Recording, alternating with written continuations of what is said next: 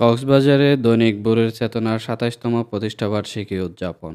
দেশের বহুল প্রচারিত এবং পাঠকপ্রিয় জাতীয় দৈনিক ভোরের চেতনা পত্রিকার ২৭তম প্রতিষ্ঠাবার্ষিকী বর্ণাঢ্য আয়োজনে উদযাপন করা হয়েছে। ২০ নভেম্বর সন্ধ্যায় শহরের ভোলাবাবুর পেট্রোল পাম্পের পূর্ব পাশে অবস্থিত দৈনিক সমুদ্রবেলা কার্যালয়ে কেক কেটে এই অনুষ্ঠান উদযাপন করা হয়। এ সময় দৈনিক ভোরের চেতনা পত্রিকার কক্সবাজার জেলা প্রতিনিধি আর মোবারক হোসেনের সভাপতিত্বে ও কক্সবাজার জেলা ক্রাইম রিপোর্টার মোহাম্মদ নোমানের সঞ্চালনায় অনুষ্ঠানে শুভেচ্ছা বক্তব্য প্রদান করেন ভোরের চেতনা পত্রিকার জেলা কোর্ট প্রতিনিধি মোহাম্মদ রায়হান, রামু উপজেলা প্রতিনিধি মাস্টার আব্দুল মালেক ও কুতুবদিয়া উপজেলা প্রতিনিধি মহিবুল্লাহর সার্বিক তত্ত্বাবধানে বার্ষিক অনুষ্ঠান সফলভাবে অনুষ্ঠিত হয়।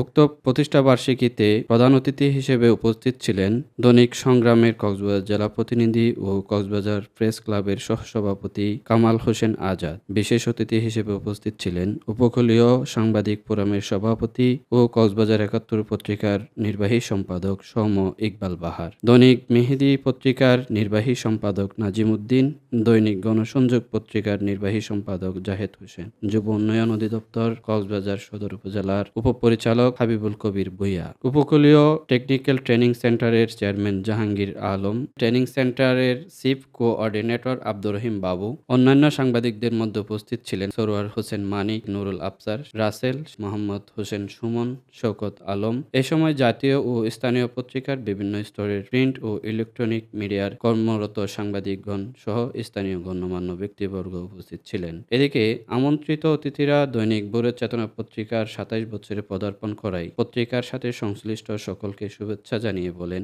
দৈনিক ভোরের চেতনা পত্রিকাটি এখন সময়ের সাথে পাঠক প্রিয় হয়ে উঠেছে। আমরা আশাবাদী আগামীতেও বস্তুনিষ্ঠ সংবাদ প্রকাশের মাধ্যমে কক্সবাজারকে আরও পর্যটক বান্ধব করে তুলবে বিশ্বের কাছে। মোহাম্মদ শফিকুল ইসলামের সম্পাদনায় পত্রিকাটি দেশের এবং দশের অধিকার রক্ষায় ব্যাপক ভূমিকা পালন করবে বলে অতিথিরা আশা ব্যক্ত করেন। Desk report, সমুদ্রবেলা।